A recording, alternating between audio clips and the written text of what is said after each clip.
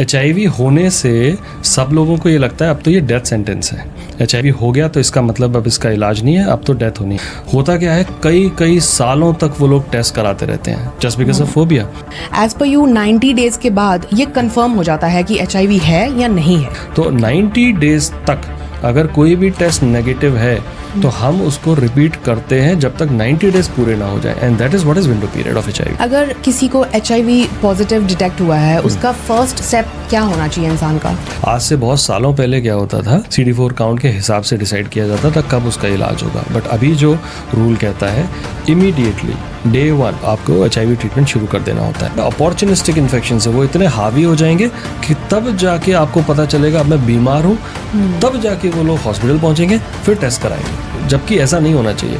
आपको initially test कराना चाहिए। जो अपॉर्चुनिस्टिक इन्फेक्शंस होती हैं सबसे कॉमन कौन सी होती हैं? सबसे कॉमन हुई है वो है ट्यूबरकुलोसिस। ये आपको हैरानी होगी कि almost everybody in India is exposed to tuberculosis. I'll tell you something very interesting thing. Lot of people, those who are taking medicines from ERT center, they still come to private physicians जहाँ पर उनको लगता है कि उनकी counselling अच्छी हो जाएगी या जहाँ उनको लगता है कि उनको सुना जाएगा। And this is a message to the ERT centers also, because give them time दो, बैठो उनके साथ, समझो। अगर दोगे तो ये समस्या because not everybody can afford private physicians.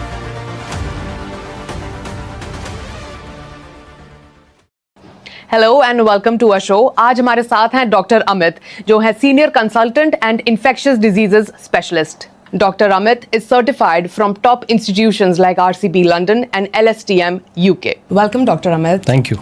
Doctor Amit, आज हम बात करेंगे HIV के बारे में। सबसे पहले मैंने देखा है HIV के बारे में लोगों के दिमाग में, दिल में बहुत ज़्यादा डर होता है। तो एक्चुअली ये जो खतरा है हमें HIV से है या HIV के फोबिया से है? सो HIV फोबिया या HIV का डर कहाँ से शुरू होता है? क्योंकि HIV होने से सब लोगों को ये लगता है अब तो ये डेथ सेंटेंस है। HIV हो गया तो इसका मतलब अब इसका इलाज नहीं है, अब तो डेथ होनी है। This is number 1। Second, HIV के साथ हमेशा एक लिंक्ड किया जाता है कि या तो कोई गंदा काम किया है, ऐसे करके समझा जाता है। But there are different other ways जहाँ से HIV हो सकता है, ये भी समझने की ज़रूरत है। और तीसरा ये जो एज अ प्रैक्टिशनर जो हम देखते हैं वो ये देखते हैं कि अगर किसी का कोई ऐसा अनवांटेड एक्सपोजर हो गया जिससे उनको लगता है कि HIV हो सकता है, होता क्या है, कई सालों तक वो लोग टेस्ट कराते रहते हैं जस्ट बिकॉज ऑफ फोबिया। तो सही डायग्नोसिस क्या है, सही टाइम क्या है, क्या क्या रूट्स हैं, वो अगर हम नहीं समझाएंगे तब तक ये हमेशा, और सही ट्रीटमेंट भी HIV का पॉसिबल है जिसमें डेथ नहीं होती। If we do everything kind of together, बहुत हद तक हम फोबिया को कंट्रोल कर सकते हैं। अगर किसी को एक्सपोजर हुआ है तो उसका टेस्ट कराने का सही टाइम क्या होता है? सो पहला, एक्सपोजर क्या होता है ना, लोगों को ये समझना है। सो एक्सपोजर का मतलब क्या है? कोई भी ऐसा एक्सपोजर या कोई भी ऐसा रिस्क जिसकी वजह से HIV होने की संभावना हो सकती है। उसमें वो सेक्सुअल ट्रांसमिशन भी हो सकता है, ओरल सेक्स के थ्रू हो सकता है, नीडल्स एक्सचेंज भी हो सकता है, मदर से बेबी को भी HIV ट्रांसमिट होता है। ठीक है। सो अगर किसी भी तरह का एक ऐसा एक्सपोजर है, अब इंसान को ये समझना है कि मुझे राइट टेस्ट कब कराना है। करेक्ट। सो जो गाइडलाइंस कहती हैं, जो गाइडलाइंस ये बोलती हैं कि आप 10 से 14 दिन में एक PCR टेस्टिंग होता है, उसमें हम वायरल लोड क्वांटिटेटिव नहीं क्वालिटेटिव टेस्टिंग करते हैं, मतलब येस और नो पता चलेगा। So that is the first thing to appear. Usually जैसे ही HIV आपके शरीर में गया तो उसके बाद क्या करता है, वायरस का रेप्लिकेशन शुरू होता है। सो वायरस का रेप्लिकेशन का मतलब है हम उसका वायरल लोड कैलकुलेट कर रहे हैं। ठीक है, पहला। और दूसरा, साथ में जब HIV वायरस शरीर में एंटर करता है, सो किसी भी फॉरेन बॉडी में एक एंटीजन होता है, उसके अगेंस्ट एंटीबॉडीज बनती हैं। सो जो बेसिक टेस्ट होते हैं किसी भी बीमारी को डायग्नोस करने के लिए, एंटीजन डिटेक्शन या एंटीबॉडी डिटेक्शन। HIV में खासकर एंटीजन, एंटीबॉडी, और साथ में हम वायरल लोड का डिटेक्शन भी करते हैं। सो अगर हम टाइमलाइंस की बात करते हैं तो टाइमलाइंस में सबसे पहला जो अपीयर होता है वो वायरल लोड है, तो उसको हम 10 से 14 दिन पे कर सकते हैं। फिर the second thing which appears is antigen P24 एक कोर एंटीजन होता है HIV का, वायरस का, उसको डिटेक्ट किया जाता है और उसके साथ में ही एंटीबॉडीज़ भी डिटेक्ट की जाती हैं। इस टेस्ट को हम यूजुअली 4th जनरेशन डुओ या कॉम्बो टेस्ट बोलते हैं, जो टिपिकली 18 to 45 डेज़ के टाइम पर किया जाता है। एंड द लास्ट, उसके बाद में जो टेस्ट किया जाता है, इसके बाद में एंटीबॉडीज़ डिटेक्शन आ जाती है। अब ये सब का रिलेशन है विंडो पीरियड से। विंडो पीरियड टिपिकली 90 डेज़ के लिए बोला जाता है। सो आपने सबसे पहले PCR टेस्टिंग की, उसके बाद P24 antigen antibody combination, duo, combo या 4th जनरेशन टेस्ट किया, and the last comes ELISA antibody test. तो 90 डेज़ तक अगर कोई भी टेस्ट नेगेटिव है तो हम उसको रिपीट करते हैं जब तक 90 डेज़ पूरे ना हो जाए, and that is what is window period of HIV। As per you 90 days के बाद ये कंफर्म हो जाता है कि HIV है या नहीं है। Exactly, so that is what is window period. So 90 days के बाद अगर टेस्ट नेगेटिव आ गया तो इसका मतलब है अब हमें रिपीट टेस्ट नहीं करना। देयर आर 2 पॉसिबिलिटीज़ जहाँ पर हम 90 डेज़ के बाद अनदर 3 months के लिए टेस्ट करवाते हैं। दैट इज़ अगर किसी ने एक्सपोजर के बाद पोस्ट एक्सपोजर प्रोफिलैक्सिस नाम की एक दवाई होती है, वो खाई 28 दिन के लिए खुद को HIV से बचाने के लिए, उस केस में हम उसको बोलते हैं 6 महीने पर, मतलब इसके 90 डेज़ के 3 महीने बाद एक बार और टेस्ट कीजिए कंफर्मेशन के लिए।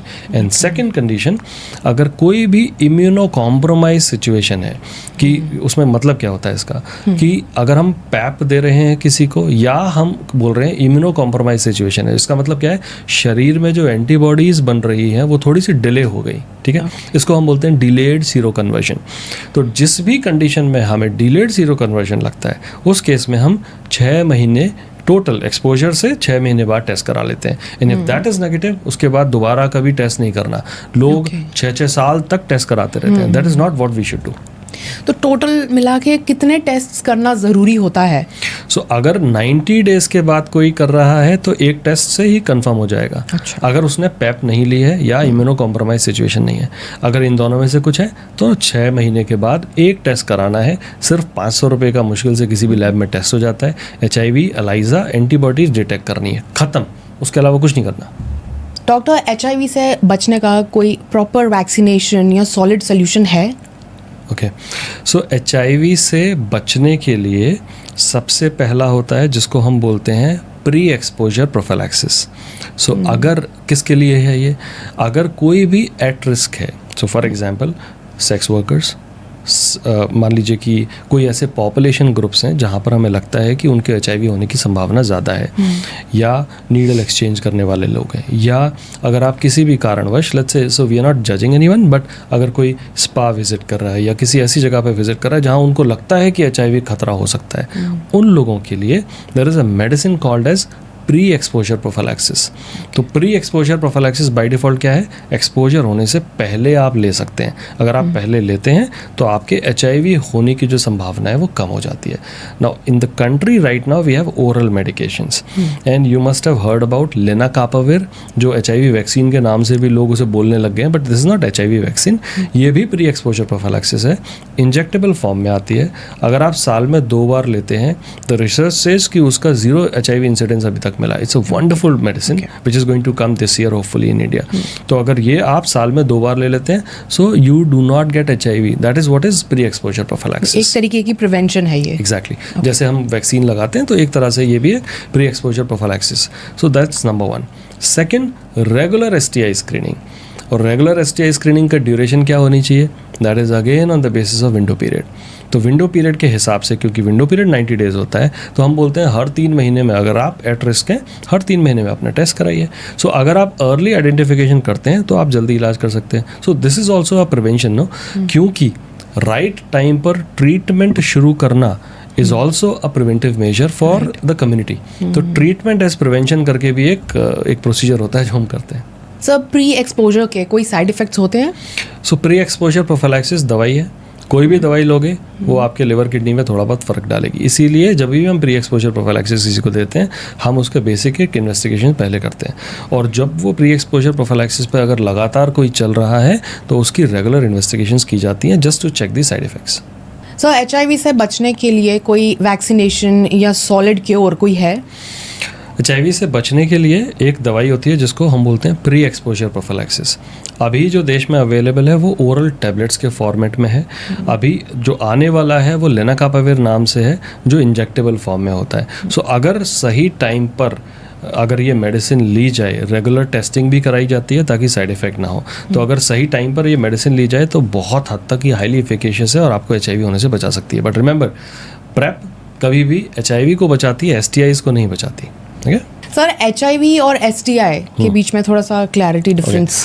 देखो, STI की फुल फॉर्म क्या है? Sexually transmitted infections. सो कोई भी इन्फेक्शन जो सेक्शुअल रूट से ट्रांसमिट होता है उसको STI बोलते हैं। HIV is also one of the STI। ठीक है। नाउ STIs में बड़े सारे अलग अलग बीमारियां भी हैं अदर देन HIV। सो उसमें गोनोरिया भी है, क्लमाइडिया भी है, सिफिलिस भी है। So there are an number of diseases जो हेपेटाइटिस फॉर एग्जांपल, लोगों को नहीं पता होता हेपेटाइटिस B और C दोनों सेक्शुअली रूट से ट्रांसमिट होती हैं। सो जो भी बीमारी सेक्शुअल रूट से ट्रांसमिट होगी उसको हम STI बोलते हैं। HIV is also one of the STI। अगर किसी को HIV पॉजिटिव डिटेक्ट हुआ है, उसका फर्स्ट स्टेप क्या होना चाहिए इंसान का? जैसे ही HIV डिटेक्ट हुआ किसी को, सबसे पहला काम होता है, इसको हम बोलते हैं रैपिड इनिशिएशन ऑफ HRT।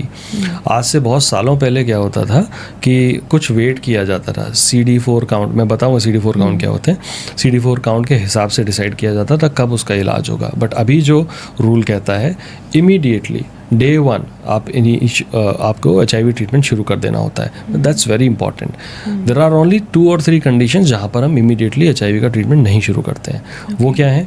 अगर किसी की सिचुएशन स्टेबल नहीं है, मतलब उसको बहुत सारी अलग अलग बीमारियाँ होती हैं जिसको अपॉर्चुनिस्टिक इन्फेक्शंस बोलते हैं। तो अगर किसी को इतने अपॉर्चुनिस्टिक इन्फेक्शन सीवियर स्टेज में है, उस स्टेज में हम पहले उन OIs को स्टेबल करते हैं, फिर HIV का ट्रीटमेंट शुरू करते हैं। और किसी को पता कैसे चलेगा कि अभी मेरे को टेस्ट करा लेने चाहिए?